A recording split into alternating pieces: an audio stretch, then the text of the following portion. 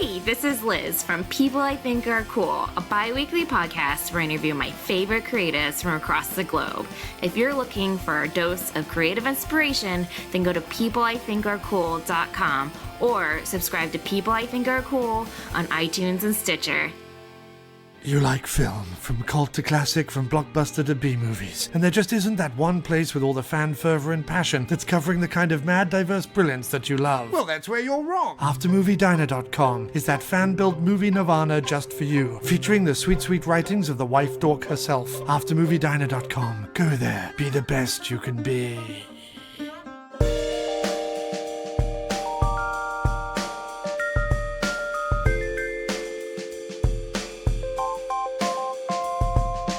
You are listening to the In the Mouth of Dorkness podcast, the official podcast of the Alamo Drafthouse, Winchester.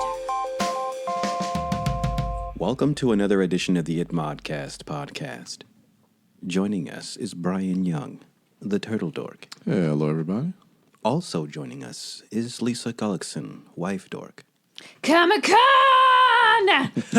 That's the energy we want, Brian. That's the energy. Sorry. We've recorded so many episodes. And with that energy, Brad Gullickson, mouth dork. Hello! And I'm your host, Darren Smith, the Disco Dork.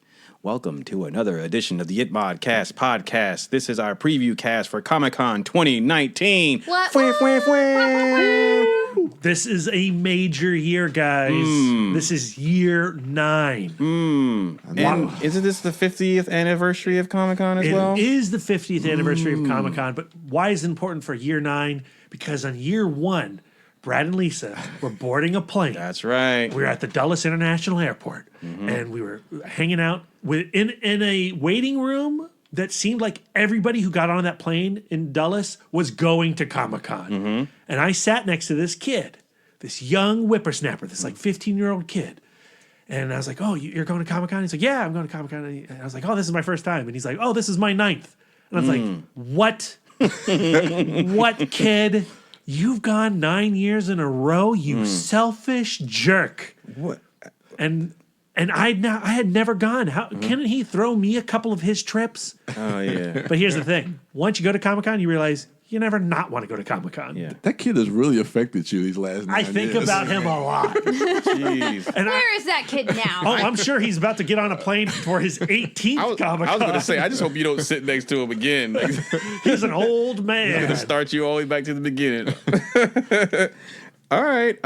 So, yeah, as we do annually, we do an episode beforehand and after. But beforehand, we talk about the things that we are most looking forward to.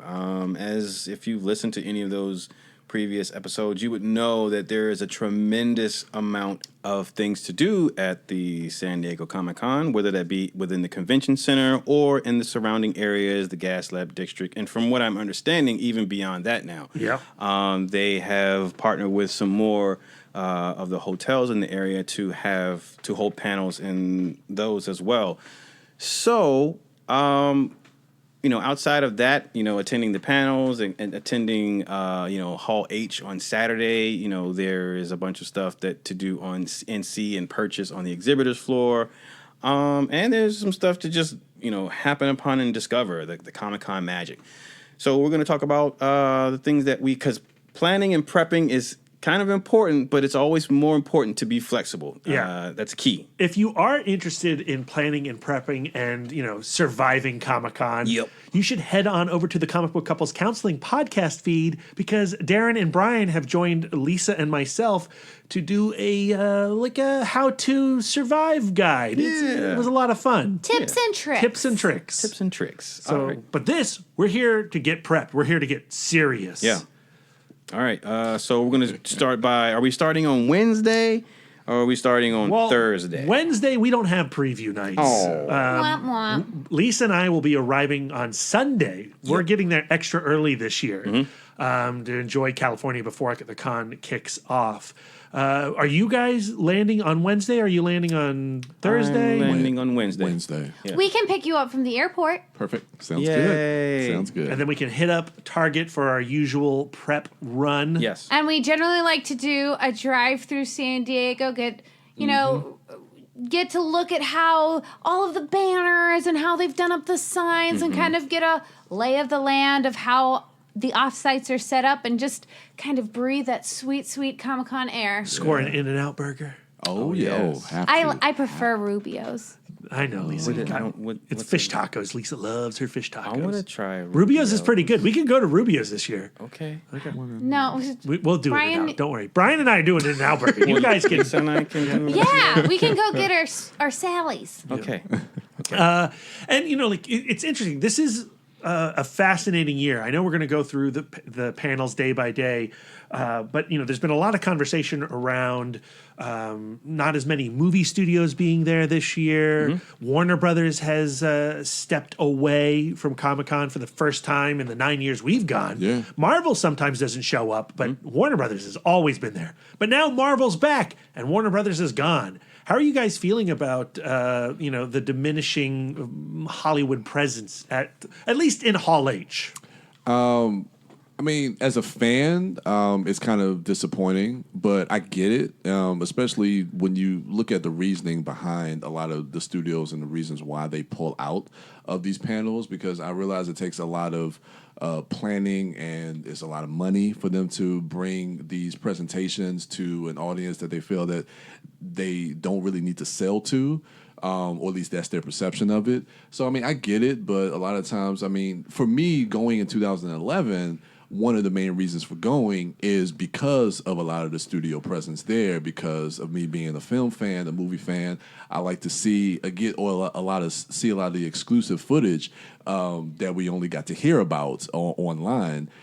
So being able to be in those rooms to see Total Recall before everybody else, or hey, that was cool. I love that panel. I don't care what that movie was, but that panel was great. Or Ghost Rider, Spirit of Vengeance. Looking back on it now, it's like, But like I said, just to be the first ones there, so it's a little disappointing for me that they've pulled out. But I get it. I understand. And I guess we'll address this on our San Diego Comic-Con ReviewCast episode when we get back.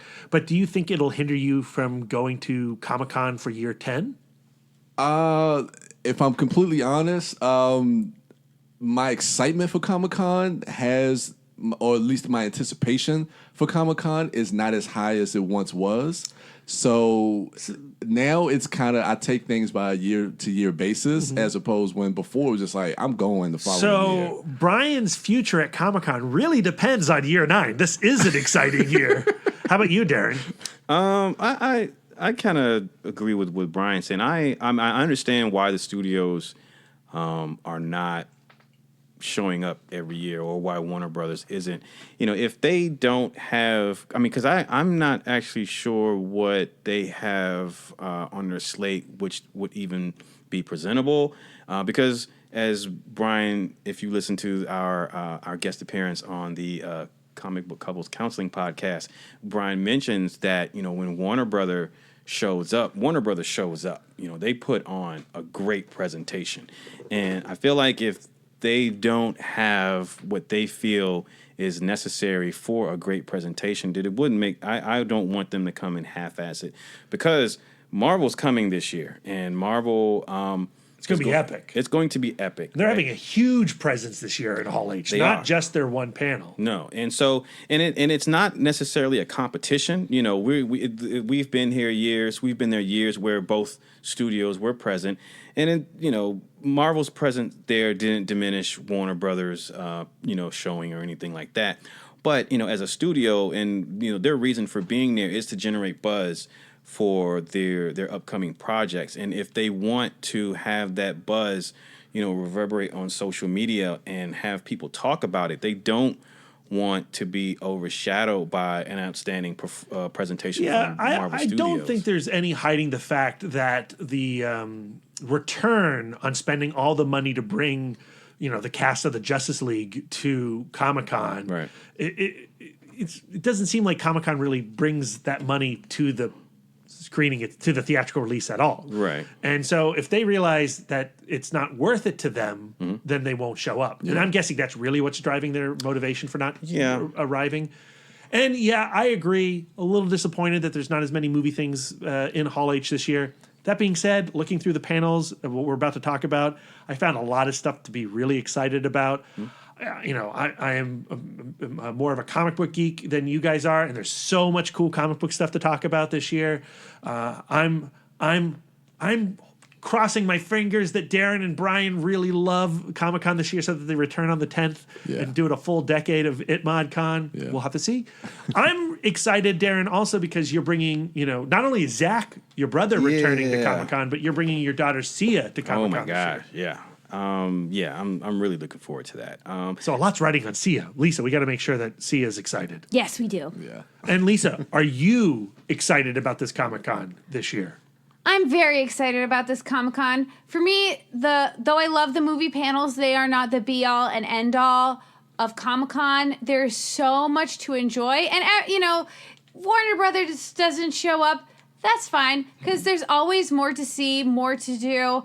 It's also so much about just being an atmosphere with creative people, being inspired by people who produce all kinds of magical things. Yeah.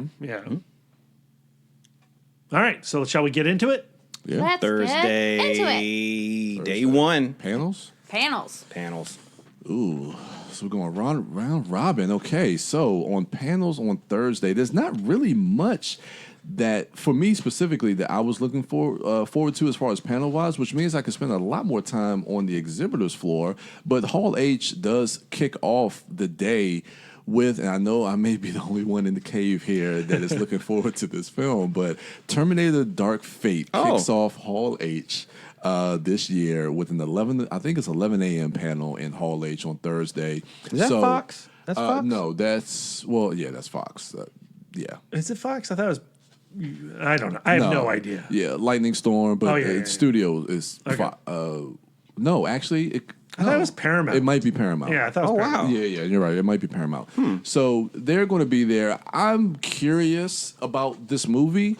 And of course, that being the first panel, I'm going to see, and again, I've said this before, I'm going to see if I can kind of just walk into this panel. But if I can't, I'm not going to worry too much. If I can't get in, that's fine. If I can get in the back, just to see some exclusive footage, see Arnold. I mean, I've seen Arnold before when he was there for Expendables 2, so that's no big deal. It's like I've seen Arnold there before.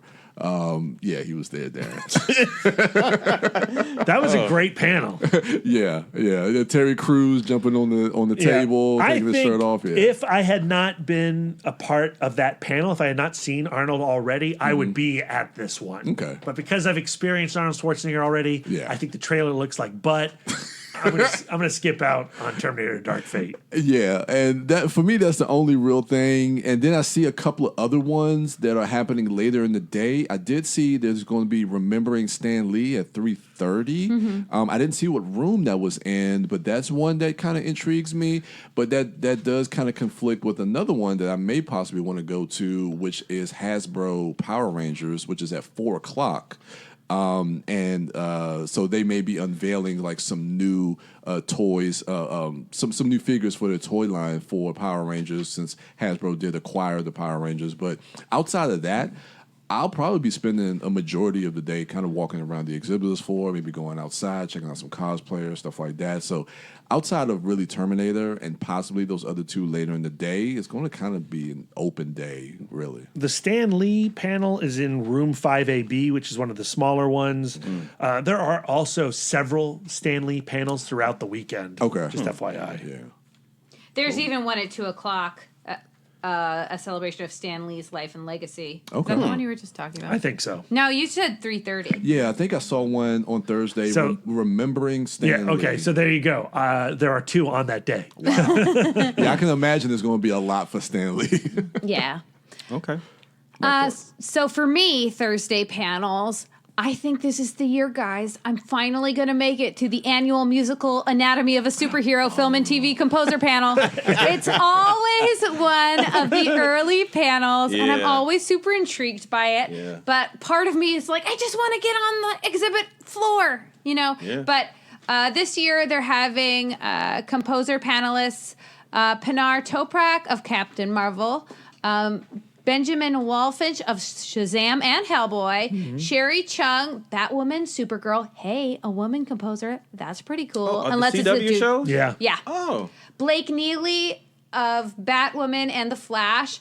Christopher Leonard of The Boys and Agent Carter. And the moderator is going to be Michael Giacchino, Oh, crap. who we're huge fans of, obviously. That would be a great panel. Yeah. I think that's going to be really fun. What time is that one? That one, and will this be another year where you don't meet me at that panel and neither of us go? It's at 11:30 a.m. It's Ballroom 20, right? Yes. Okay, Ballroom 20. And then maybe me and Brad were going to check out the You're Wrong Leonard Maltin panel. Does that conflict with anything? Maybe. It's at 1 o'clock. It's at 1 o'clock. It's in room 6 BCF. We went to Leonard Maltin's panel last year. It was a really entertaining It one. was a moment of triumph for Brad, I thought, because he was the only one who brought the big-ass tome that is Leonard Maltin's book. Yeah. And also, I was proven right. And he admitted it. That was a great panel. Leonard Maltin is a great guy. He's like us. He's a big time dork about movies. Yeah. His knowledge is insane, even way more in depth than what we have here. And it's always a delight. But it ends at 2 o'clock, and at 2 o'clock in room 6DE is the DC Tom King panel. Yeah, I know. We fell in love with Tom King with Mr. Miracle. Yeah. What he's doing in Batman is amazing. So, since we saw Leonard Maltin last year, I feel like we go to Tom King this year. Yeah, you're right. We always like to make it to the Sci-Fi Wire's Great Debate, though we know that it's going to be moderated by Aisha Tyler, whom we love, stand-up, Archer, just being a general really hot babe. But what I think is interesting this year is they don't say who the panelists are. No, that was a great panel last year. Yeah, I think, John we Hodgman has were been on there. the panel. It was a blast. I highly recommend Barrowman has been on the panel. Yeah. They had, oh God, what's the guy? Deathstroke. I forget his name. Oh, yeah. Oh, my gosh. I'm blanking, too. Look it up on IMDb. Big Dick listeners. Richie. There you go. Yeah. Joe Manganiello? There you Yes, go. that's baby. right. Yeah, you just got to go to Big Dick Richie. And Wow. then boom. So that panel is always a laugh. It is. And is this also on Thursday? There's a lot going on Thursday. Nope, that's Friday. I think that's it for me for Thursday, unless Brad wants to add a couple. To I've our got a bunch of itinerary. panels that I'm excited about. So I would like to do this, but like Lisa said, I like to get on the exhibitor floor first, and there are some exclusives that I would like to score. But at 11 o'clock in room 7AB is Jim Starlin, The Infinity That's Gauntlet. at 10. And beyond. Is that 10 a.m.? That's at 10 a.m. in Oh. room 7AB, so Okay. I think we could make it. Because So- I also have that on my list. I'm a major fan of Thanos. Jim Starlin is the creator of Thanos. I think he has a very interesting perspective on the character, especially post Infinity War and Endgame. He is currently in the middle of an original graphic novel series devoted to Thanos for Marvel Comics. At the same time, he's been really frustrated with what Donny Cates has been doing on the character. So, there could be some really fascinating conversation to mine at this panel. Hot takes. I've got some questions for Jim Starlin. Maybe some dirt. I don't know. I'd love to get him on the podcast. Oh, my God. oh my God. I'm going to skip out on the Terminator Dark Fate. I think because of the Jim Starlin thing, I might be, maybe I meet you at that superhero film panel, Lisa, with Michael Giacchino. Maybe I miss you. There was the pitching hour Yes, panel, that has Yvette Nicole Brown. and I know you love her. I do. That's in room 7AB at noon. In Hall H at 12:15 is a panel devoted to the 20th anniversary of Batman Beyond. Yeah, I so- love that cartoon. Yeah. Let's see. Oh, at 3 o'clock in room 5AB is the Inglorious Trek-Spurts panel. That's the podcast, the Star Trek podcast. And for this panel, they're doing a live recording of the conversation surrounding a celebration of Star Trek, the motion picture. Mark Altman will be there. Robert Meyer Burnett will be there talking about the motion picture. I also am one of the few defenders of the motion picture. Yeah. I think that would be a cool one to attend if we don't go to the Great Debate. At 4 o'clock in room 23 ABC is another Batman panel. It's Batman and the Secret Origin of Bill Finger, the co-creator of Batman. Yes. He's often overshadowed by Bob Kane because Bob Kane was a real jerkhole when it came to the rights of Batman. Oh. And this panel is being moderated by Tom King. Right. And talking to author Mark Tyler Nobleman, who really blew the lid off on the tragedy of Bill Finger's story. With Bill the Boy Wonder, the secret co-creator of Batman. Yeah, so that could be interesting. In the Indigo Ballroom at 4:15 is a panel on Stumptown, the adaptation of the Greg Rucka graphic novel. I love that comic book. Stumptown? Stumptown. I'm very curious. Kobe Smulders is playing the main character of that. I think she is going to be phenomenally casted well. That's This a is a sentence. live action? Live action show, new. It's going to premiere. They're previewing it here at Comic-Con. Oh. I think that could be a cool panel. I'm really curious about that footage. Yeah. At 6:45 in room 6A, Frank Miller has a new property called Cursed, which is about to be adapted into a Netflix show. Frank Miller will be there to talk about the show. Legend. And the comic book. And yeah, that could be interesting as well. What is it about? Do you know? Let me give you a real quick, I'll tell you what the panel says.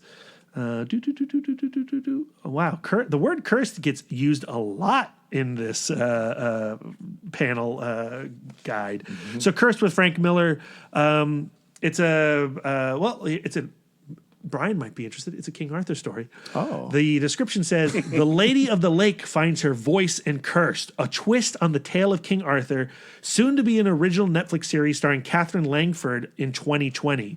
Creators Tom Wheeler and Frank Miller hold a not-to-be-missed discussion about their debut young adult coming-of-age novel about Nimue. Lisa played Nimue once. In Camelot. Who grows from a sheltered priestess in training to a teenager hell-bent on revenge, and finally to a young woman with the power to change the fate of the world. Look, I haven't been crazy about Frank Miller's work of late.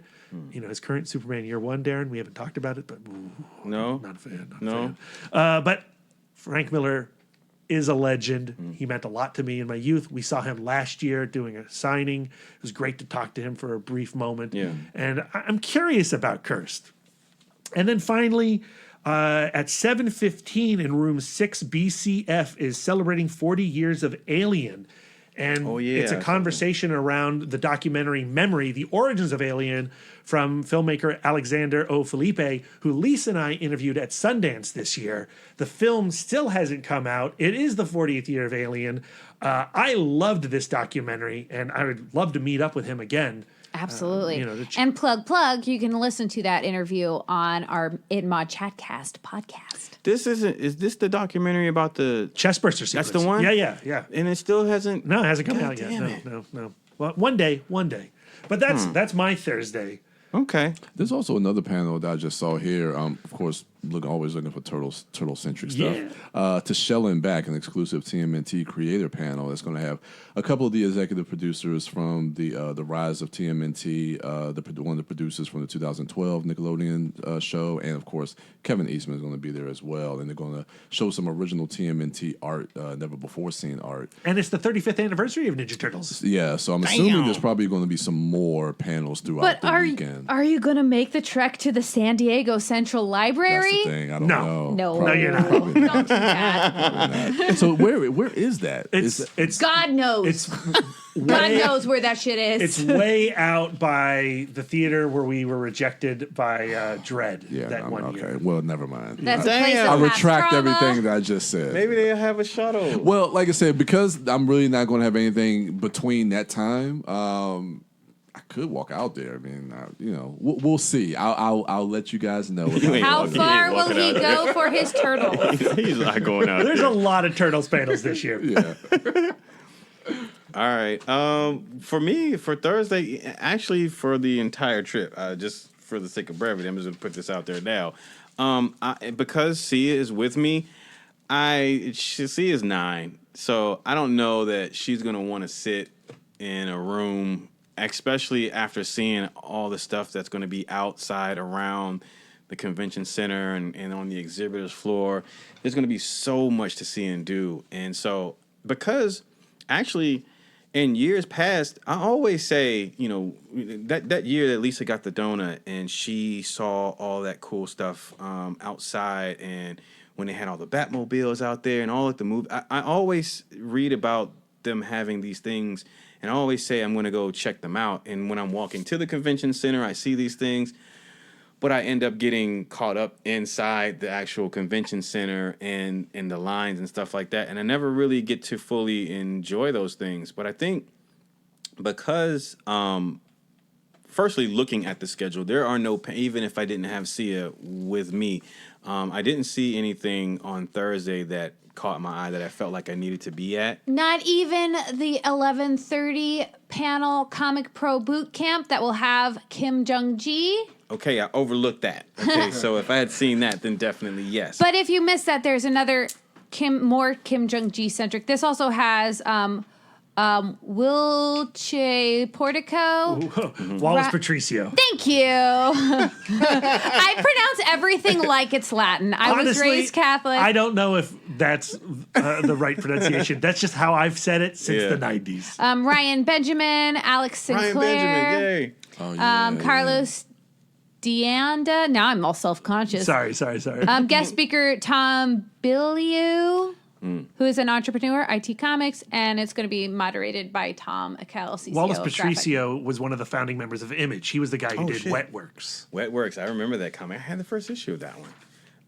So I don't. So Thursday, I'll probably. What time is that one, Lisa? That's at 11:30, so it does conflict with our date at the 7th annual musical Anatomy of a Superhero Film and TV Composer panel. So I'll have to see how C is reacting to being in that area. Yeah, I mean, she's got to get acclimated to that. Yeah, it's going to be sensory overload for her. And so if we're on, I don't know if we're going to be on the floor initially, because the doors open at 9, I want to say, right? The 9:30, something like that. Right. So it depends on if she wants to walk there, because her being so small, it might take us a while. If she wants to stay there, then we'll probably do that. If she wants to go outside, so I'm really going to be playing it by ear, and basically this is her first year, so it's what she wants to do. So if she doesn't mind sitting on a panel and we can make it, then yeah. But if not, if she wants to do something outside or in the convention center, that we'll probably be doing that. But if I don't get to see Kim Jong-gi on his panel, I'll always, it's no problem for me to stop by his table and just watch him draw there, because he does that, the entire time he's sitting there. Like I said, he has 2 panels. Yeah. So that's one where he's a panelist, and then there's one Kim Jong-gi centric panel. Okay. I think I have it in my notes. I'm not sure. I got it. Okay. Yeah. If you're an artist or if you're a fan of artists, he's an essential stop. Yeah. And I think that Sia is going to want to watch him draw. Yeah. That's going to be cool for her. Yeah. Brian, Thursday, what do you got? No, Friday. Friday. On Friday. Again, Friday is similar to Thursday for me. Looking through the schedule, again, my eyes go directly to Hall H just to see what they have, because usually Friday, Saturday are kind of the big days, even knowing that the movie studios aren't really going to be there. They're doing a Game of Thrones thing on Friday, right? Yes. Yeah, so let's talk about that, because Hall H has some very interesting things, but I don't think I'm really that keen on really kind of, not enough for me to kind of stay in the You don't want to see a conversation with the Russo brothers? I'm not particularly. Here's the thing. Brian has. I know. They've come to American University, and Brian's seen him a couple times. Yeah, and so, I mean, He's they're going to. full up on the Russo brothers. Yeah, they're going to talk a little bit about Endgame, and then also about some of the upcoming projects that they're going to be producing with their new production studio that they have. That's at 11 o'clock. Again, if that's something I could walk into, maybe, but if not, I'm not going to worry about that. I'm more interested in the Marcus and McFeely panel. The one prior to Yeah, that? the one before it, where it's the Okay. screenwriters of Avengers Endgame. Yeah, that could be interesting as well, considering the fact that they wrote, I think, all the movies that the Russos directed. Yeah. Winter Soldier. And first Avenger. Oh, okay, yeah, that could be a very interesting one. But in Hall H at 2:15 there is The Witcher, and then at 3:30 it's the Dark Crystal: Age of Resistance. Oh my goodness, I can't wait for that show. That's those are 2 panels that during that block Netflix is going to be unveiling probably new footage and presentations of some of their most anticipated shows coming out this fall. Of course, Dark Crystal premieres on Netflix on August 30th. So just got really like a month away. Are you a Dark Crystal guy? I talked to Darren about this. I'm not familiar with the movie, the Jim Henson movie. I have seen it, but it's not. Have you seen the trailer for the new one? Yes, and it looks good to you. It looks.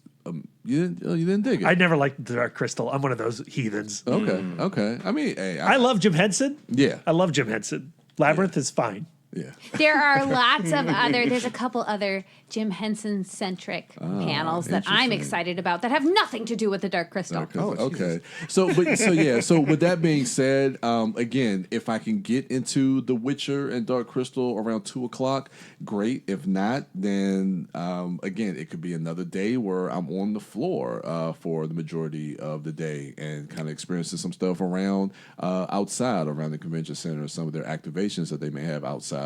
But or you could be chained to the Hall H line.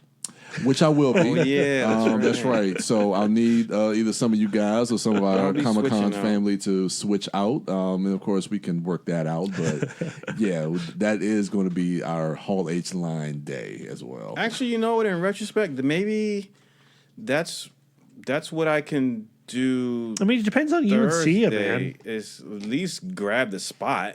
Yeah. And then we can switch out. We can start switching I just want to make sure that Sia's having a good time. We can't be putting Sia in the line. Oh, that's going to be first and foremost. Oh, yeah.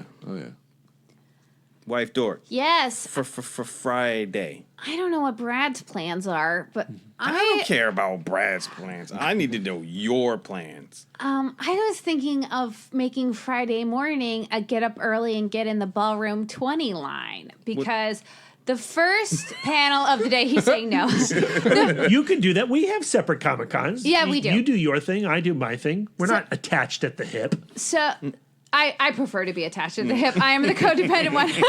But the first panel of the day is Sci-Fi Wires. It came from the 90s panel. Yeah, no. And what's that? I'll just read you the little description. Yep. The 90s gave us everything from scrunchies to grunge to a vampire fighting high schooler. It also birthed a generation raised on the X-Files and the secret life of Alex Mack, who became genre-obsessed fans of the day. So lace up your Doc Martens and dust off your plaid shirt. I haven't stopped wearing my plaid shirt. Let's be serious. Sci-Fi Wire is bringing together a panel of iconic 90s genre stars, and then they go on to not list who they're going to have. So I have no idea who's going to be there. Jip. But I'd be happy to see anyone. Screech better show up. Yeah. Oh, my gosh. But what I really am excited about is the following panel. Excuse me while I flip my packet, because I work from paper. I am a child of the 90s. It is the world premiere of Hulu's Veronica Mars revival. I'm a huge Mars head. Yes, it is. They're going to watch the world premiere screening of the new season of Veronica Mars, followed by a conversation with Kristen Bell, Enrico Colantoni. We've recorded a lot today. She's tired. Jason Dorig, Ryan Hansen, Francis Capra, Percy Daggs III, executive producer Diane Ruggiero Wright, and the creator, executive producer Rob Thomas. I love Veronica Mars. I did not watch the film because my heart wasn't ready. So they had this series, and then they did a crowdfunding movie, and then now this is a sequel TV series. Yeah, and it's going to be an 8-episode arc mystery. I'm in. Brad's making skeptical I'm face, just saying but that I'm movie in. wasn't that good. I didn't watch the movie because You saw the movie? Yeah, I did not like it. Oh. Yeah, so I haven't seen it. But I love those people. I would love to look at their faces. And that's wonderful. Another panel I'm curious about is the future of film is female.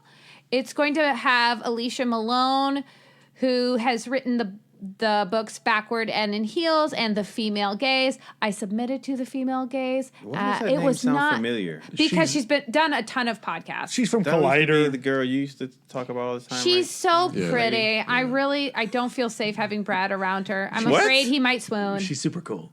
She's really cool. But I will begrudgingly watch her panel.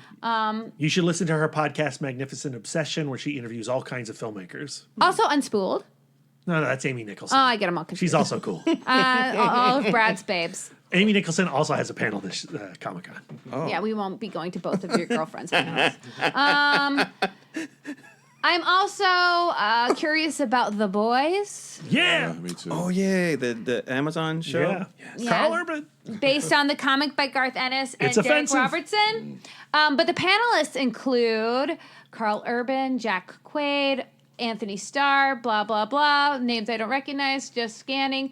And it's got to be good because it's going to be moderated by Aisha Tyler, our Yay. favorite. That's my girlfriend. We want to see her panels. I like the trailer for The Boys. Me too. Yeah, I do too. The comic is a bit much for me, but I like what I'm seeing. It's not good. It's really, really aggressively offensive. And I love offensive, but it might be too much for Brad. So all that stuff is in Ballroom 20. And then, but we might dip out after that because Fred Savage of the Wonder Years has a panel at 5:30 in room 6DE. He apparently is doing something called The Flare, the most mind-bending, thrilling, edge-of-your-seat sci-fi show ever created by a cast member of the Wonder Years. Oh, Okay. is that the official tagline? Yeah, I think so. Oh. I might have embellished at the end. Oh, okay. Yeah. And who wouldn't want to look at his face, see what it's doing after all these years? Oh. And there is also at 6 o'clock a panel with Nathan Fillion called Q&A with Nathan Fillion and Alexi Howie. But I've seen Nathan Fillion's face a lot. I'm pretty up on what it's doing, so I'm good with that. I also enjoyed last year Chris Gore's panel, Future Indies You Must See. I wouldn't mind catching that again. That's at 8 o'clock in Grant 12 and 13. That's in the Marriott. So all of that stuff is exciting. I would be curious about all of those things. I did want to mention something. I was just seeing it here. Horton Grand Theater, and I know that's probably offsite as well. But 4:30, It's not as far as the library. not as far as I'm like, okay, that's well, at least that's better. But they're having the 10th anniversary of Parks and Recreation. Yay! I've been rewatching that on Netflix for like the last couple months because it's like the one show I have on in the background. So it's been in constant rotation the last couple of weeks for me. So I've been falling in love with that show all over again. But look Ben at the Schwartz gonna be there? panelists. Look at the panelists. If Ben Schwartz was going to be there, that would be on my list because I love Ben Schwartz. Oh, he's not going to be there. He probably will be there because he's going to be there for Teenage Mutant Ninja Turtles. Oh, okay. So he'll probably be there. But what other cast members are going to be there? We don't know because they're not listed. Yeah, it says Amy Poehler, but But it doesn't. It's not in bold. no, it's not. You're right. They're just name dropping her to intrigue soft Trick minds like you. Brian, Oh. who have stars in their eyes at the thought of Parks and Rec. Yeah. I hope they have somebody there. Quit playing games Ben Schwartz with will be his there. heart. Yeah, he Yeah. will. And I love Ben Schwartz. do Offerman, too. please let Offerman be there. I need Ron Swanson. Okay. Brad. Right. What's your Friday? Okay, lots of cool stuff. I am interested in the Hall H stuff in the morning with the Marcus and McFeely of Avengers Endgame and the Russo brothers. But at 11 o'clock in room 9 is the woman of the Hollywood Art Department. And recent Oscar-winning production designer Hannah Beachler will be on there. She was the production designer on Black Panther as well as Moonlight. And she's joined by a lot of other female art departments and production department managers, set designers, that kind of thing. That is a below-the-line department that I am fascinated by. And I think we don't give enough love to production design and set design. And I think it would be really cool to see Hannah Beachler, hot off her Oscar win, addressing a crowd. Yeah. I had a chance, name drop. I got to interview her for Film School Rejects, and she was super cool. And, big deal. I'd like to meet her in person. Yeah. Then, there's in Hall H, there's the Walking Dead stuff. I don't care about that. No. In room 23 ABC, there is a panel on the masters of the illustrated film poster with guys like William Stout and Jason Edmiston talking about the lost art of poster illustration, which has come back thanks to companies like Gallery 1988 and Mondo and Nakatomi Inc. and things like that. Yeah. At 1 o'clock, Darren, Room that's 2? in room 2. Yes, That's sir. your Draw Your Imagination That's with me. Kim Jung-gi. That's me. The boys, Lisa, I wouldn't mind being there with you. Where's on that? What time is that? That's 3:30 in Ballroom 20. I am curious, Brian, about the Hall H Game of Thrones presentation, especially with how that show was received this year. Yeah. Curious to see what the vibe is in the room. It might be too much. It might be too uncomfortable. Or it could be super celebratory. I don't know. I hope so, but I don't know. I don't know. What is it? It's a Q&A panel for Game of Thrones. I think it's at 6. So it's towards the end of the day. It's at 5:30. Hall H? 5:30. Yeah, Hall H. Yeah. Now, that does conflict with a panel maybe I'm a little more interested in. At 5:45 in room 6 BCF is a panel showing footage of Creepshow, the new Shudder anthology series being run by Greg Nicotero. Joe Hill will be on the panel talking about a couple of his episodes. I am crazy excited about the reboot of Creepshow. When does that start? I think it's at the end of the year. Lisa and I just recently rewatched Creepshow when we went up to Bangor, Maine to celebrate our 10th anniversary of marriage. And we read the Bernie Wrightson, Michelle Wrightson graphic novel adaptation. So I'm at peak Creepshow love right now. Yeah. And I think the world needs a show like that. I miss Tales from the Crypt. And I think Creepshow could fill that EC Comics void. Yeah. And then finally, at 6:30 in room 26AB, there is the Ray Harryhausen The Lost Movies panel, where they're showing some restored clips and snippets and deleted and lost footage that Harryhausen apparently hasn't, Harryhausen's long gone, but apparently this stuff has not been seen the light of day by many people. So I'm curious about that. I'm a Harryhausen fanatic. Yeah. And even though we'll probably be in the Hall H line by this point, at 7:15 is the world premiere of the new animated Batman Hush. Yeah.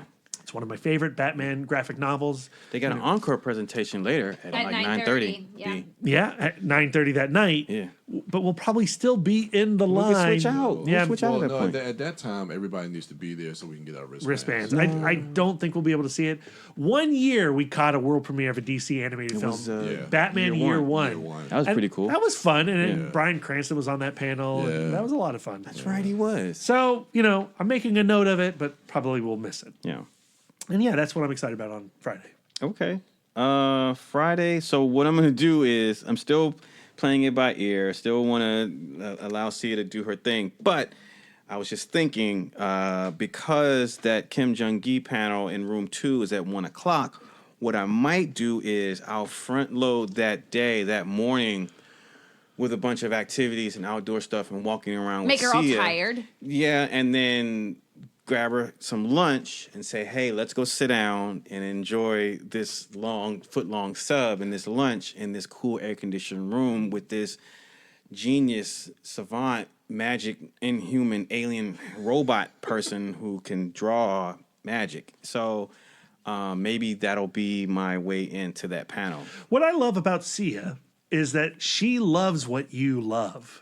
And, Yes. she gets, if she sees that, oh, Dad is excited about this artist guy, I kind of get what Dad's talking about. And I love seeing your love bleed into her love. Yes. So hopefully it'll bleed. Until puberty hits and she's like, all this geek stuff is terrible and dumb.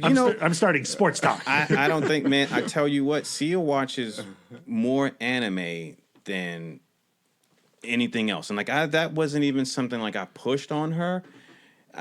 She's part of this whole YouTube generation. So a lot of the stuff she'll watch and watch recaps and people's reaction videos to stuff. And so through, my kind of watching some anime, because the anime that she watches is not even stuff that I'm really into, but she's into anime, she's into video games, she's into her own nerddom and Harley Quinn stuff. So it's not even something that I have to push on her to get her to be like I said, she wants to go to Comic-Con. She had her initiation at Awesome Con last year, and she knows the lay of the land. She knows what to expect as far as what type of things are championed at this thing. So yeah, I don't. She's gonna do fine. I know you're not She's one of gonna- those monster dads. No. I let her find out. And you know what? I think she's gonna be a lifelong nerd, man. She knows how cool it is to to love the stuff that you love, and I make her feel comfortable in whatever it is that she wants to be a part of. So yeah, I my hope is that she's a lifelong nerd.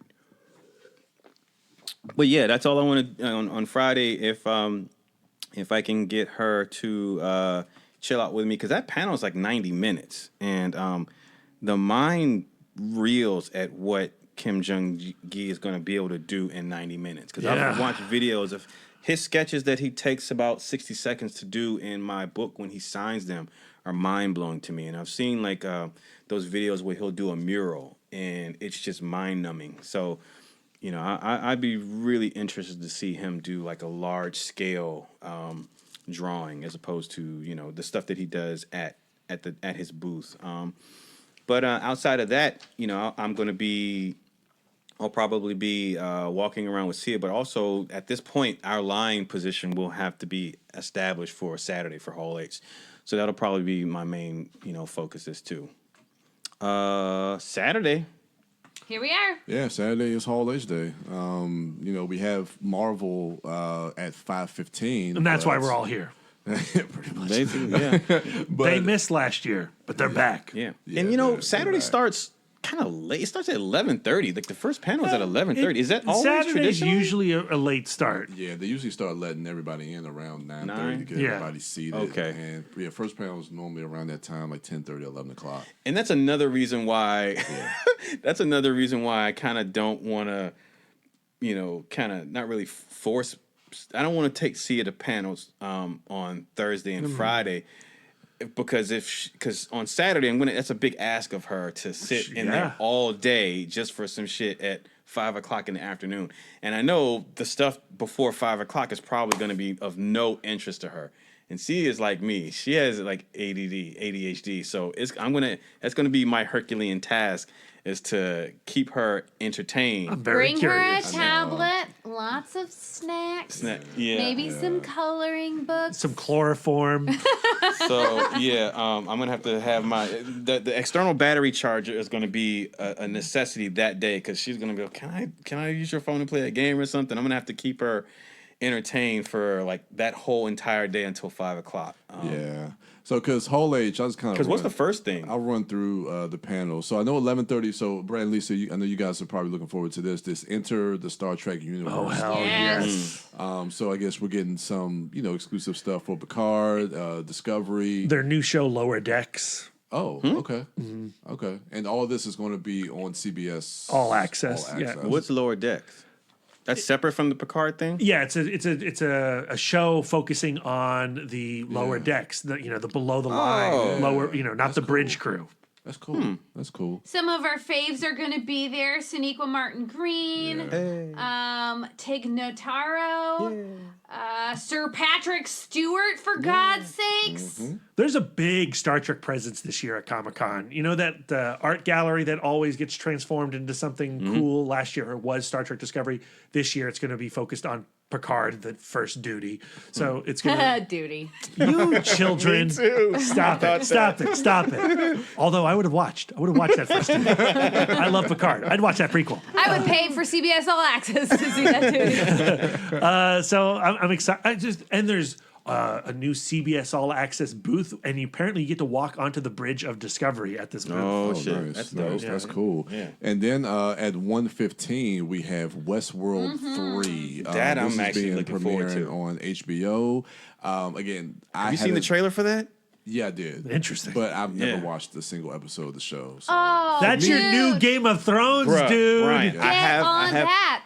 I know. Tr- But I've heard mixed things about I don't season 2. listen to them. I heard So season bad. one's Don't great. listen to us, because we had mixed feelings on season 2. Yeah, don't listen to them. But that first season, dude. Okay. So good. And I do want to finish season 2. We didn't do that. We should probably do that this week. I may try And the to cast do that members this who week. are going to be there for the panel, super cool people. You'd watch them do anything. Is Aaron Paul going to be there? Yeah, Aaron Paul, Tessa Thompson. Ed Harris, Tanti Newton, Evan Rachel Wood, and Jeffrey Wright. I might watch it this week. I still have HBO, so I For can- Jeffrey Wright alone, that show is great. Yes. I got the Blu-rays if you want to borrow. Cool. No, I mean, I got HBO. I got HBO now, so I can go in and watch it. Then after that, I mean, Sia might be into this. So after Westworld, there's the 20th anniversary of animation show of shows. Of course, that's when they show a lot of these animation shorts. That's really just kind of block of time where people can recharge their phones and get some Rude. food and go to the bathroom. You're gonna watch cartoons. And then 4 o'clock, of course, is the annual Entertainment Weekly Women Who Kick Ass, which we always kind of look forward to. Who's on the panel this year? Well, you mentioned Stumptown, so they do have Kobe Smulders Yep. that's going to be on there. Ruby Rose from Batwoman is going to be on there. Betty Gilpin from the show The Hunt and Glow is going to be there. And Shora Agdashlu. Oh, yeah. Agdashlu from, it looks like this sci-fi show, The Expanse, is going to be there. So Thomas Jane show? Yeah. Oh. I don't know. yeah, I'm not familiar. I'm not familiar with these shows or some of these actors outside Betty of Gilpin, Kobe. fascinating, great actor. Okay. Kobe Smulders, of course, Yeah. great actor. Ruby Ruby Rose, we all love Ruby Rose. John yeah. Wick Chapter 2, and the best Resident Evil movie, the final chapter. Triple X too. The Meg. That's right, the best Triple X. The Meg, I can't go with you on the Meg. But the Woman Who Kick Ass panel is always a really interesting conversation. It is. And it is also one of those conversations that's frustrating because some of the same topics of frustration keep coming up and up and up, and there's always hope at the end of these panels. Yeah. And I've enjoyed watching the progress or lack there of progress in this conversation. There is a battle being had right now in fandom and in culture in general. I think last year was one that I really enjoyed a lot. We're having Jodie Whittaker, Regina King, and Amanda Steinberg. I missed that one. Oh, that's right. You guys went in Hall 8. That was probably one of my favorites that we've seen throughout the years. So last year was a really good one. So always looking forward to that. And that's of course before Marvel. And Marvel, their panel is an hour and a half. It is from 5:15 to 6:45. So an hour and a half of Marvel. So they can do a lot. I've heard there might be a reunion on stage. Yeah, the Avengers are going to be back. That's definitely going to happen. Here's the thing. This is the first time ever in Marvel's cinematic history that we don't know what is next officially. We know that Black Widow is filming. They're casting for Eternals. They're casting for Eternals. We know Black Panther 2 is coming. We know Doctor Strange 2 is coming. We know Guardians of the Galaxy Volume 3 is coming. We know Captain Marvel 2 is coming. Have I said that already? Yeah. Spider-Man 3 is coming. But we don't have the layout. We literally do not know what the next movie is. It's Black Widow. But we do not know officially. And so it's exciting. I'm like, this is really, really exciting. Yeah, and because as far as footage-wise, I mean, of course, they'll probably have like a retrospective videos and stuff like that. But as far as like for preview stuff, we might get some footage of Black Widow because we will. Yeah, because they've been filming that for a couple of months, so that's going to be intriguing. Plus, I want to see what this story is going to be about, considering how Endgame end with her character. Is this going to be a prequel about her, or I think it's going to be both. I think it's a prequel, is it going sequel. to deal with her? I think it's a passing of the torch kind of thing. Okay, yeah, that's what it feels That would be my like. guess. I have no idea. It'd be cool though, but yeah, I'm excited to see what they have in store for Phase 4. Man, this is exciting. Man, when Robert Downey Jr. comes into Hall H, that place is going to go mega Oh ton. man, it's gonna be crazy. We should probably get in the Hall H line right now. I know. Saying. And then finally, Hall H. We normally just kind of jet out. And I'm kind of with you, Brad, and I've been watching a lot more Kevin Smith online, like his Fat Man Beyond podcast. You've become a fan of Mark Bernardin. I love Mark Bernardin. He's great. Yeah, he's awesome, man. And so they do this Fat Man Beyond podcast together. And so he's been talking about he's been shooting Jay and Silent Bob reboot. And on the last podcast that he had, he mentioned about them cutting the trailer for it. So, of course, he's going to unveil the trailer for Jay and Silent Bob reboot. And I'm kind of intrigued by that. Now, I can't say I am going to stay, but I don't know. I'm kind of with you, I man. think I am going to stay. You think you are? Okay. I'm also, I'm a Kevin fan, Yeah. Kevin Smith fan. I'm more of a Kevin Smith podcast fan at this point. He's great. I'm really curious about what reboot is going to be. Yeah. And I want to see that first footage. Yeah. That spending a day in Hall H, though, does mean we miss some cool stuff. Yep. Yeah. Killing those darlings. We're going to Always. miss the Yeah. Good Place panel. I know. We're going to miss the George Takei, they call us the enemy panel, Yep. which I'm really curious about. And all of the Sesame Street panels that I would love to make it to. I'm missing, except for maybe the Maria panel. I think I might have lost that one in my notes somewhere, but I would love to see Maria. We're missing the Guillermo del Toro Scary Stories to Tell in the Dark panel. It's a masterclass in making a monster. How cool is that? Del Toro is going to take you through the process of what he believes a monster should be. And this is Saturday. What room is that in? It's in the library. Oh wow. So it's at the edge of the universe. No. It's in the Horton Grand Theater. Okay, which never is mind. still pretty far away. But Yeah, so sad. there's a couple others that we're going to miss. Oh, no. In room 6BCF at 5:15, game designer Hideo Kojima. Oh yeah, has Metal Gear. a I've just been master. playing. Yeah. I know you're a fan. He has a master storyteller panel with Nicholas Winding Refn. Holy crap! yeah. He's in Too Old to Die Young. Right, He has a right. cameo in there. Yeah. I just saw the other.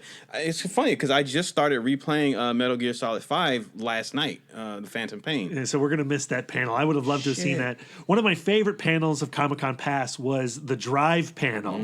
Actually, it was a Drive and Don't Be Afraid of the Dark panel with yeah. Guillermo del Toro and Nicholas Winding Refn. That was awesome. Yeah. And then at 7 o'clock in room 23 ABC is the Bold Voices in Contemporary Horror panel. That's the one moderated by film critic Amy Nicholson. And that's going to have Ryan Turek, who's the VP of Development of Blumhouse, producer of the new Halloween. It's going to also have Adam Egypt Mortimer, who we interviewed when we were down at the Overlook Film Festival talking about his film Daniel Isn't Real, which was one of my favorite films of the festival and is one of my favorite films of the year. You can listen to our Best of the Year So Far podcast to hear me talk about why that movie is so damn rad.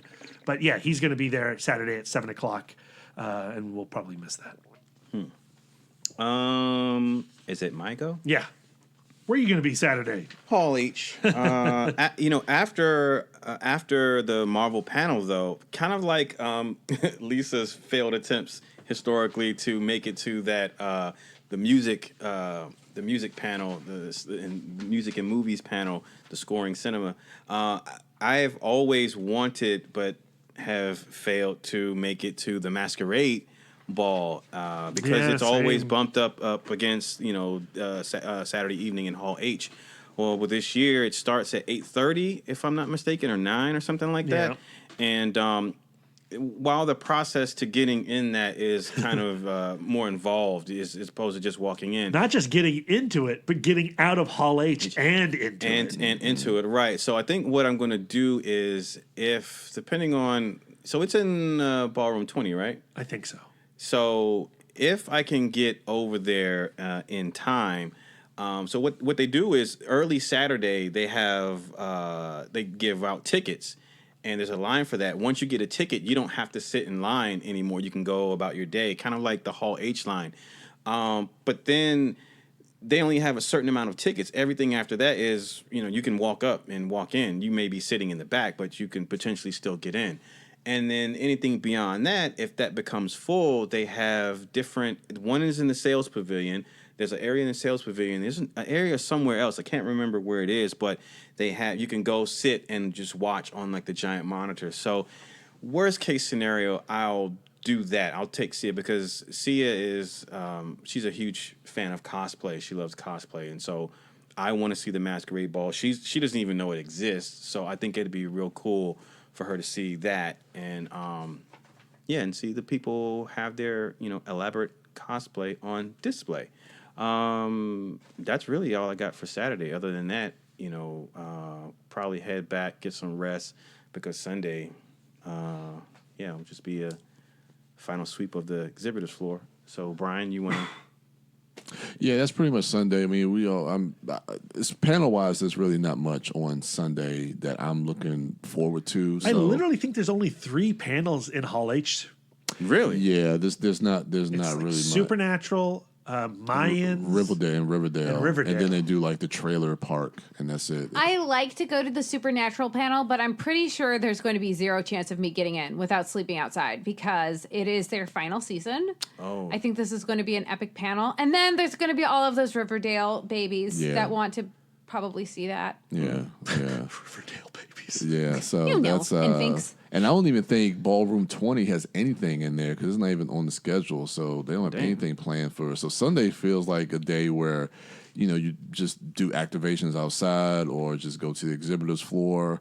Of course, we're always looking for exclusives. Mondo, we don't know what type of posters they're going to be unveiling and exclusives that they're going to have. So there's always going to be little things here and there that you got to keep your eye out for. So I'm just going to keep my ear close to the ground on the exhibitors floor on Sunday. Wife door. Well, this is another. I'm happy to see that Food Network chef Duff Goldman is coming back because the last time he had a bacon nerdy cakes panel, I didn't get to make it. He is. I know him for the Ace of Cakes. That is his bakery, I think in like Baltimore. Okay. But he now has a Food Network show called Buddy versus Duff. I think Buddy is the cake boss. I'm not sure. But I like cakes. Yeah, and then there is a spotlight on Jonathan Hickman. Yes. That I'd like to go to. The 10 a.m. in room 7AB. 7AB. Sorry, chef. In the main convention center. Duff Goldman. Yeah. In the regular convention. That's all I've got for Sunday. Okay, Panel-wise. so I mean, I'm super excited about the spotlight on Jonathan Hickman. He's got a new major series with Marvel Comics. He's launching 2 X-Men titles, Powers of X and House of X. Hickman is one of my all-time favorite writers, period. Not just comic book writers, period. His run on Avengers that led into Secret Wars is my favorite Avengers run ever. So I am super pumped. Now, what I'll say about this is we did attend a Jonathan Hickman panel during the last days of Secret Wars. Yeah. And that panel offered no information, and he was not into being there at all. He is a low energy gentleman. So I'll be curious to see how he's feeling at 10 a.m. on Sunday, the last day of Comic-Con. Yikes. He will have had another big panel on Saturday, the day before. Oh. Now, at 10:15 in room 6 BCF is the world premiere of Return to Zombie Island, the Scooby-Doo animated sequel. If Brian Lloyd was coming with us to Comic-Con, he would be joining us for that because he is a major fan of the original Scooby-Doo on Zombie Island cartoon. What are you flipping there, Lisa? My nunfucks. Oh. Those are Lisa's nunfucks that she's flipping. Oh. Now, at 11 o'clock in room 25 ABC, there is the Comic-Con in 2000s and Beyond panel. Kevin Smith is on that panel. Jay Lee is on that panel. Ooh, that's going to be fun. They're talking, it's a wide collection of comic book artists, filmmakers, actors, producers, talking about what Comic-Con has meant in the last 19 years and how it has evolved. And they've done, on each of these days, they've done a panel for each decade, kind of looking back at comic books within that decade. So this is the first one that you're like, I might go to I'm this kind one. of interested in this. Yeah. Okay. At the same time, though, at 11 o'clock in room 4 is another panel called Life After Disney with Floyd Norman. I love Floyd Norman. There's a great documentary about him. He's the first African-American animator for Disney. And he was last year, he came to the Alamo Drafthouse in Winchester. Fascinating guy. So many crazy life stories as an animator in the trenches of Disney. And I'm curious to see what he has in store in the near future, what his plans are. He recently did a variant cover for the Black Panther comic book, which I really loved in a Disney style. So cool. And then at same time, 11 o'clock, a lot of choices here that I have to make. But in room 29AB is a spotlight on poster illustrator William Stout, who I know mostly for his poster work on Rock and Roll High School, the Roger Corman film. He did the poster for the original House. He did a bunch of stuff with Guillermo del Toro. He does some amazing dinosaur work. We saw him last year at the Harlan Ellison farewell panel. Fascinating dude. 11:30 in the Santa Rosa room is The Secret Origin of Good Readers which is a kind of a cool panel about getting your kids into reading. And Brian Michael Bendis is going to be on that. He's one of my favorite comic book writers. He's joined by best-selling author Anne Elizabeth, Dave Elliott, Mimi Cruz, Marjorie Liu, the writer of the comic book Monstrous. And then just going to be talking about how they get kids involved in this industry that they love so much, which I think is really important and is often lost in the conversation around comic books. And for a long time, comic book readers pretty much were just white dudes my age. And thanks to the MCU and film adaptations and cartoons, more younger readers are finally coming back to the industry, and we want to keep them there. We want to keep growing comic book readers. It's very important. At noon in room R stands for room. In room 29AB is the Star Trek Eyewitness. It's a conversation with director Robert Butler, who shot the very first episode of Star Trek, the pilot, back in 1965, The Cage with Jeffrey Hunter, before William Shatner. And he's going to talk about what it was like to be there before the phenomenon of Star Trek took off. That's high on my list for the whole weekend to watch. That's at noon. Let's see, 1 o'clock, Mayans in Hall H. Don't care. Who? Mayans, the TV show Mayans in Hall H. Yeah, exactly. At That's the Sons of Anarchy 1:45, spinoff. yeah. In 1:45 in room 5AB is Todd McFarlane talking about the Road to Spawn issue 300. We're hitting issue 300 of Spawn. Is that it? Is he done after No. that? Oh, okay. Because it's also technically called the Road to Spawn 300 and 301. Okay. So let's keep on going. And he's, supposedly making a movie if it doesn't all fall apart. And then finally at 2 o'clock in room 24ABC, I don't know what this panel is about exactly. It's called Catholic Cartoon Nunsploitation.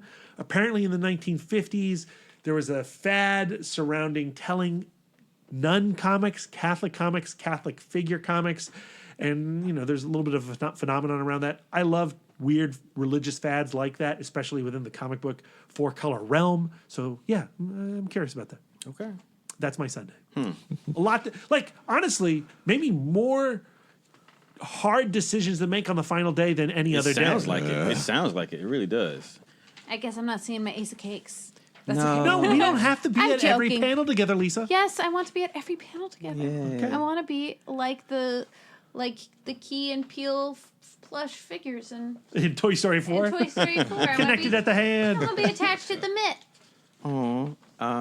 Yeah, so Sunday, I think, will just be letting Sia take her time on the exhibitor's floor, because I feel like those other days, I'm going to try to do Thursday and Friday, do most of the stuff outside, because I know on Sunday it's been historically less crowded, because I know Thursday it's going to be nuts on that floor, and Friday during the day also too, and Saturday we'll be in Hall H. So Sunday, because I know when we first go in there, it's going to be sensory overload for her, and she's not going to know where to go. She's going to want to see Sensory that. overload for all of us. Right. She wants to go here. I want to see this. I want to see that. And so I feel like Sunday, we'll go do our second pass, and she can just take her time and, look at stuff that she may have missed, do our first run through.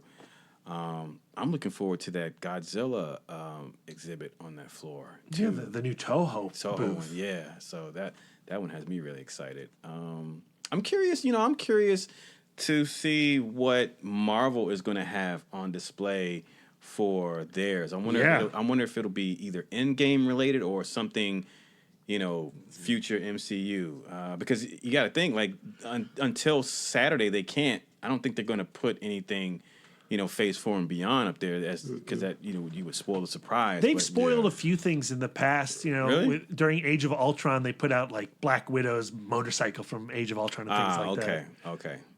Yeah, but we probably won't see if they, once they unveil Phase 4, because all the outlets will probably be reporting on that, and so it'll be out there on the internet. So I think Sunday, if they do make any announcements, they'll probably have some stuff at their booth on the floor that Sunday. Yeah, and then I guess after that, the last day, we're going to go to dinner. Yep.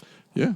Yeah. Do we have? We can't go to Panda Inn anymore. No. We usually just kind of pick a spot. We usually kind of coordinate with, So I have a suggestion this year. Let's hear it. Ooh. So this year this wasn't here last year. The new theater box, which is the Gaslamp Luxury Movie Theater that has opened, and all weekend long they're having a special Comic-Con menu to go with their movies. What? They've got the Deadpool wrap, the Do or Do Not Yoda wrap, the Wonder Woman salad, the Iron Fist salad, the Captain America burger, and you should look at this thing. The burger has a blue bun. The Shazam hot dog and Hulk sliders. So I'm really curious about the theater box. I've heard good things about this, like Alamo Drafthouse-like theater, and I want to have a Captain America burger, guys. I know, right? I'm gonna go watch a movie. That'd be interesting. I mean, I was thinking about, we usually cap it off with a movie, and of course, this year our Comic-Con movie would be The Lion King, but that's such a huge movie. I wonder if tickets are even going to be available for that. I don't know. and who knows what it's going to be like at the theater box, but at some point, I want to see if I can get in there and get one of those Captain America burgers. Yeah, I have bad news, guys. I won't be able to partake in the movie this year because Sia's mother has requested that I let her take her to see Lion King. That's their thing. Like, she used to watch the cartoon, and with her, I don't even like the Lion King. I'm not that I don't like it. It's just not a favorite movie of mine. So. She requested that, hey, don't take her to see that because I want to take her. Well, then we should at least find a time to have dinner together. Well, yeah, because we didn't even do a movie last year because it was so late. Yeah, because we ate and we were like with Aisha, Miriam, and them, and we were talking for so long that, and plus the movie would have been Equalizer 2, and I don't think we were really. What's wrong with that? I did eventually see that movie. Yeah, you liked it, right? But We were burned the year before by Valerian. yeah, that's right. Garbage. So sometimes because it was just too late. So we The didn't most even do a important movie. thing is the dinner. That's the biggest thing. Yeah. There are a few San Diego offsites that we want to make sure we hit while we're Like at Comic-Con. Well, at Balboa Park, is that what they call it? No, it's not Balboa Park. Is that, where the hell is it? Is it Balboa Park? Now I'm confused. It's either Balboa Park or Petco Park. It's the Batman Experience is happening, and it's part of the San Diego Comic-Con Museum. So it makes me think that it is at the Balboa Park, which is an Uber ride away. They're having this massive display celebrating the last 80 years of Batman all weekend long. And I want to get out there. I want to see the costumes. I want to see the Batmobiles. I want to see all the stuff that they got out on display. I want to do that. They're unveiling some big statue of Batman there too. Remember that one year they had that Batman exhibit that had all the different cowls. Yeah. Different So artists. cool. That was at the Hard Rock Hotel. Yeah, that's what it was. And this is the first year where there is the Comic-Con Museum that's opened up, and that is at Balboa Park. So it is a bit of a drive, guys. There's the Peanuts pop-up store, which is celebrating not only Peanuts, Snoopy and friends, but also the moon landing, because it's the 50th anniversary of the moon landing. So it's called To the Moon, Snoopy Soars with NASA. That's at 226 Fifth Avenue, where that pop-up store usually is. I want to check that out. Amazon is having their offsite. I've never gone to the Amazon offsite, but this year they have the Boys Experience. Yeah. I'm sure that's going to be a little wild. Lisa. Yeah, I'm pretty excited about the Team Coco. Tell us why. So what Conan is doing is he's doing his usual Team Coco spot, and he's bringing in stand-up comedians, some of whom I love. So on the 18th at 7:30, there's Team Coco presents Aparna Nancharla and Friends. I love Aparna Nancharla. Her first album is amazing. I would love to see that. I also know from listening to the Jackie and Laurie show with Jackie Cation and Laurie Kilmartin that Laurie Kilmartin will be part of the Conan Writers Live panel because she's one of the Conan writers. There's going to be Rory Scovel. There's going to be one of my faves, Ron Funches. His latest Netflix special, Giggle Fit, amazing. His first album, amazing. What day? You won't be able to see that? That's the 20th. Was that Saturday, Friday? I don't know. Who knows what the dates are? I haven't The even 20th looked. is Saturday, Lisa. Balls. Well, never mind. But that's at Ron Funches is at 8. So Maybe I just make that. I might just say bye-bye to you guys and go by myself. Tickets for all of that stuff go on sale tomorrow. Yeah. So I'm gotta buy freaking tickets. out about that a little bit. I haven't even looked at this and how it puzzle pieces into the panels I really want to make. It's on 6th Street, which isn't too far away from the convention center. It's a walk, but not an impossible walk. Yeah. Yeah. So that all looks exciting. And then there's the Scare Diego panel, which is all focused on the new It Chapter 2. They haven't announced where or how to get onto that panel yet. But What day? Did they say what day? there's no info yet. Okay. So that is it for the offsites that I'm excited about. Exclusives. Did somebody say exclusives? I'm so poor right now. Yeah. I know. You got a kidney you can sell. Yeah, that's true. All right. Not a lot of pennies to roll, though. We've been rolling them. Lisa, what are you excited about exclusive-wise? Funko is having another Scott Pilgrim exclusive, and it's this amazing. one, this one is the vegan police. So I definitely need that. To get that, you have to join the portal online. It's just something they're doing that's new this year, right? No, they did that. last They year? did that last and year. and the reason you don't remember it is because none of us got any of the exclusives anyway. Really? Yeah. Not You did one of the- us. Yeah, we all entered into all of them, and we got nothing. We got Bupkis. Damn. So I'm guessing we're going to get Bupkis this year, but I'll say what, we didn't get some of the Funkos that I wanted. We didn't get the Hot Wheels that I wanted, that Thanos copter while we were there. I got it on eBay later. It wasn't that expensive. Okay. The lottery that I entered, and I also entered Lisa into, are a bunch of autograph sessions. Yes. Todd McFarlane is doing a ticketed signing at the DC booth, although at the Image Portal booth, you can just walk up and get a ticket rather than entering the online portal. DC is also doing a signing for Scott Snyder and Greg Capullo. Tom King and Mitch Gerrits is doing a portal signing. So cool. Jim Lee and Scott Williams, Frank Miller and John Romita Jr. I also entered us into panels for the Supernatural cast, Lisa. You never know. I would love that. The Teen Titans cast entered that in, and a few of the other TV things. So you never know. Probably won't get anything, but fingers crossed. The exclusive I'm super excited about is Mitch Gerrits at his booth is selling a exclusive Comic-Con Mr. Miracle poster, like a Mondo type print, not from Mondo, but like a screen print. There's only 25 of them. Damn. And he has not said how much they are. So probably well beyond our price range, but I do want to go and look at it. So that might determine what we do on Thursday morning, which is race to the convention floor. Yeah. Darren, Yes. you want to go to that Toho booth. There's do. The Godzilla exclusive. Wait, what? Action figure exclusive, like a 1954 Godzilla figure.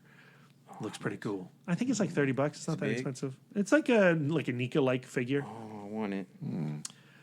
Brian, I want to hear about your exclusives. I know you Okay, got I was want saying that I was going turtle first. I scooter? was going to tell you no scooter. Why? No scooter. It's Why? the Green Ranger Yeah. scooter. It'll help you get to the hotel that you want to go to that's up the street. If I ain't got a broken ankle, then I don't need that scooter. Brian, I've put myself into the lottery for that scooter. Really? So if I win, you're going to buy that scooter. I'm going to make you do it. I'm going to steal the money out of your pocket. You're going to buy that scooter. Alrighty. Those scooters coming. Sia and I rode those scooters this past 4th of July in Old Town. That's how we got around. That's cool. But anyway, I'm not using that scooter. Anyway, I'm looking forward to the Power Rangers Lightning Collection, Mighty Morphin Power Ranger Red Ranger and Zeo Gold Ranger. These are two characters that were played by Austin St. John, the same character, Jason Scott Lee. So it's a 2-pack Hasbro from their Lightning Collection, exclusive through Comic-Con, and that's a Portal exclusive. So I did sign up to try to get a couple of different slots to hopefully get through to the Hasbro exclusive. And I did a signing as well. I think it was a Portal exclusive signing for the cast of Game of Thrones. They're going to be doing a signing. Yeah, I signed Lisa up for that as well. Yeah, so I'm doing, hopefully, because that would be cool to get some signings from the cast of Game of Thrones. As the resident hater of Game of Thrones, she'll probably get it. Probably.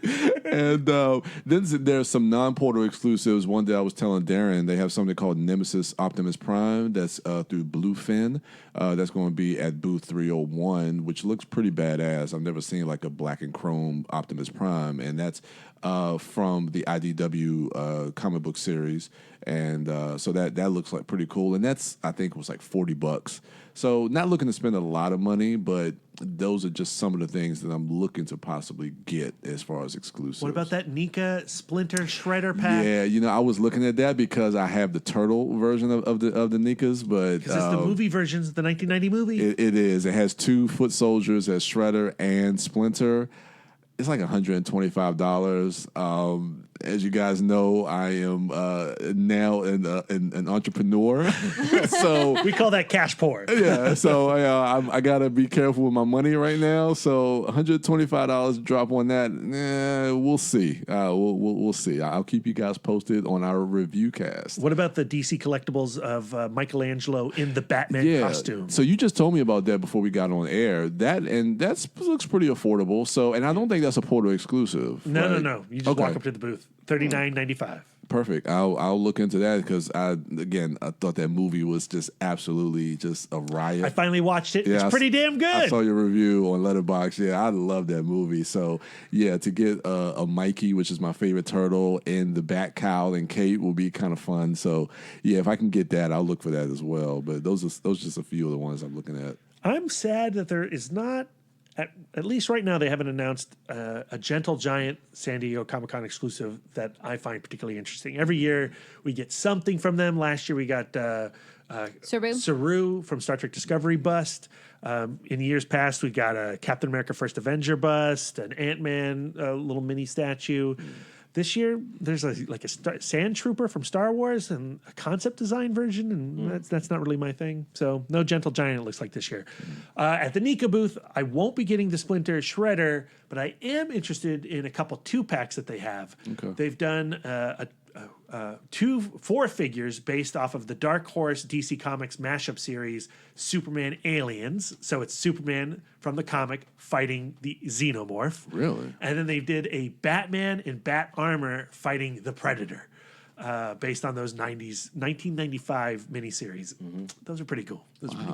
That's really it for me on the exclusives front. What about you, Lisa?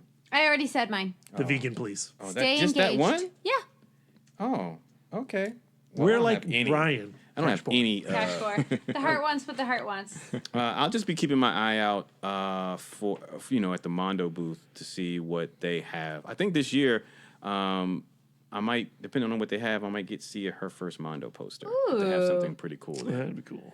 So other than that, I mean, I don't know. That Nemesis Prime looks pretty cool. I might get that if it's available. Other than that, Bandai, because they don't. I don't know if they have any exclusive. I didn't see it in the portal, but They always got something cool. They have a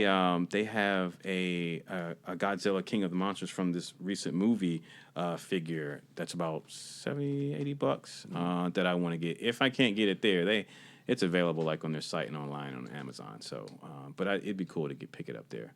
If you go to the CBS All Access booth and you go through the experience of the Star Trek Discovery Bridge, and then I think there's like a transporter thing that you do, they have exclusive pins. We need those pins. Yeah. That's cool. Yeah. All right. So is that it for exclusives? I think so. Is that it for the Concast? I think so. So now all's left to do is get on a plane, get out to the West Coast. Oh, man. And get to conning. Hook up with our con fam. I'm excited. Yeah. I'm excited to introduce Sia to all of them. Yeah, And I'm just excited to see Sia's face when she touches down in San Diego. And listeners, really get on board with our hashtag #ItModCon. Yep. Not only can you see all the Instagrams and tweets that we've done in the last 9 years, we're really going to be hitting it hard with social media. I know Brian's got a lot of plans with video. Darren's excited about Facebook Live. So yeah, just keep close attention to those socials. Come with us. Yes. That's going to do it for us. You can follow the podcast at @ItModcast on Twitter, Instagram, and Facebook. As Brad just mentioned, be sure to do that for all things San Diego Comic-Con 2019.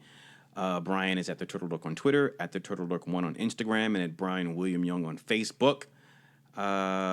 Lisa is at Sidewalk Siren and at Bake Dork on Twitter and Instagram. She's also at Sidewalk Siren on Letterboxd. Brad Gullickson is at Mouth Dork on Twitter, Instagram, Facebook, Letterboxd, and Untapped. And I'm Darren Smith, the Disco Dork, on Twitter, Instagram, and Facebook. That is going to do it for us. Also, check out the Comic Book Couples Counseling Podcast Comic-Con Survival Guide special episode at the end of the week. that's going to do it for us. Thank you all for listening. Enjoy the rest of your week. Yeah. And until Comic-Con. Yeah.